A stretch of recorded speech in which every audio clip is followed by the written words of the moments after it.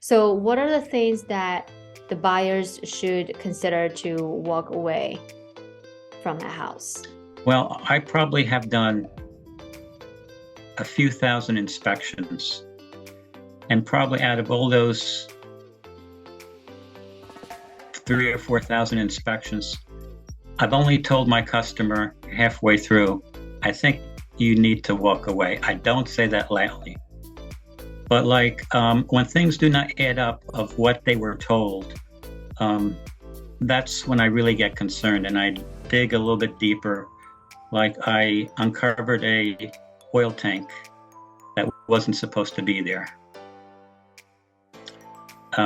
If I see a foundation that's really leaning and really looks like it's going to be up into several $1,000s of repairs, then it's ready to move away from the deal.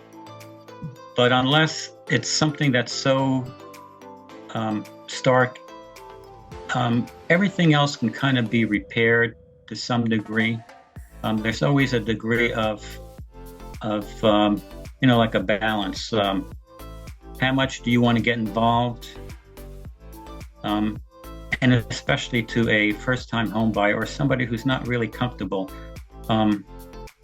it's important to know when to walk away. Mm-hmm.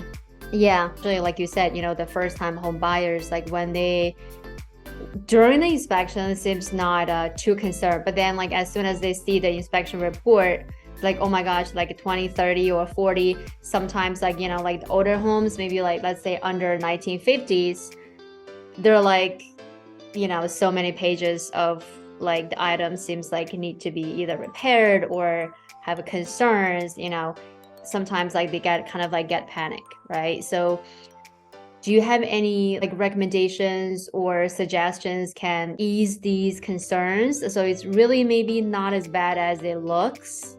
How should they process that? Well, that's why it's very important for really the buyer to be comfortable and trust their inspector. That's number one. And also the agent. That person has to trust the professionals. I personally look at every house as if I'm buying it for either myself or one of my children. So I look at it that way. But at the end of the inspection, I will go to the client and say that I put a lot of stuff in here. Don't be concerned, because a lot of it is because things just have not been kept up in proper repair.